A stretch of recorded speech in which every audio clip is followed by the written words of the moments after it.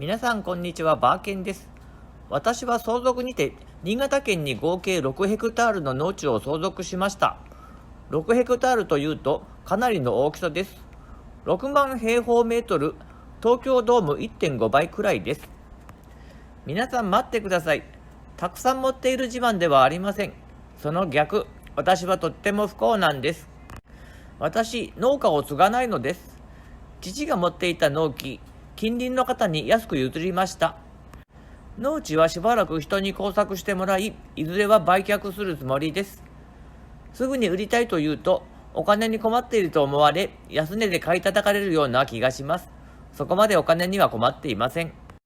遠方相続って言いますが、私は石川県に住んでいて、相続した土地は新潟県 400km 離れているのです。遠くに土地をたくさん持っていても、草刈りするのも大変なんです。税金もかかります。さて、農地といっても水田と畑に大きく分かれます。これは米どころの新潟県の話。水田に関しては、金額は今は安いですが、買い手はいるので、水田ばっかり持っている人は相続しても何の心配もいりません。なお、売らなくても貸すこともできます。農業委員会さんが借り手を探してくれます。農地を人に貸す場合なんですが、大損はしないけど大儲けもしないです。固定資産税に加え、土地改良費がかかります。これらを支払うとトントンなんです。土地改良費とは主に水田に使うお水の代金です。とっとと売却すればいいのでしょうが、農地の価格は底値を更新中。どんどん価格が下がり、一番良かった時の3分の1くらいの価格になっています。しかも売却するときに 30% くらい税金がかかります。大損するわけでもないので、ずるずる所持し続けるのがベターだと思っています。淡い期待があります。補助整備と言います。だんだん農業をしない過疎地域の場合、自治体が中心になって農地の再編成を行います。補助整備になればラッキー、高く買い取ってもらいます。私の場合、新潟県での米の価格が高いので、補助整備になる確率は今は低そうです。先ほど6ヘクタールの農地を相続と言いましたが、そのうち1ヘクタールは補助整備で譲渡がほぼ決まっています。しかし、この補助整備の場所は10年以上ほったらかしの山間部の水田であり、整備をすると数百万円かかります。整備しない代わりに売却代金も受け取らず、土地を寄付する、そんな契約でタダで手放す方を私は選びました。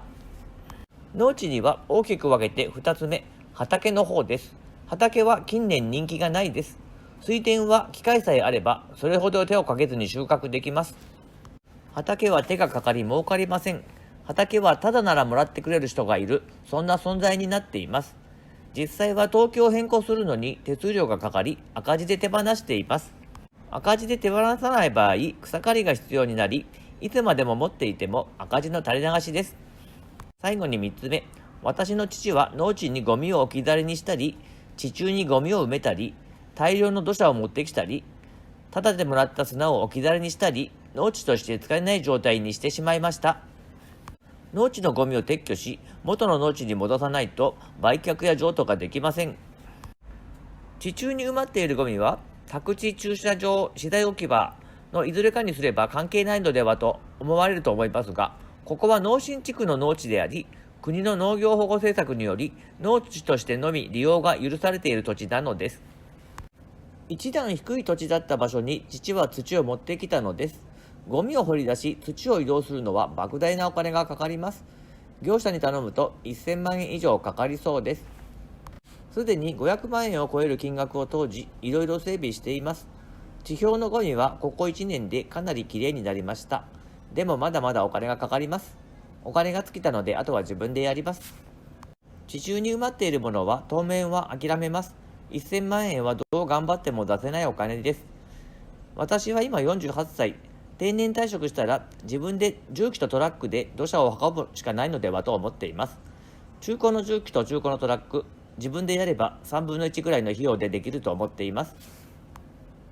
表面はきれいに見えるので、草刈りだけ継続して私が死んだら相続放棄してもらう、そんな無責任な方法もあります。こういった問題を私は抱えています。コメント大歓迎です。私の今後が気になる方はチャンネル登録をよろしくお願いします。ご視聴ありがとうございました。今日はこれで終わります。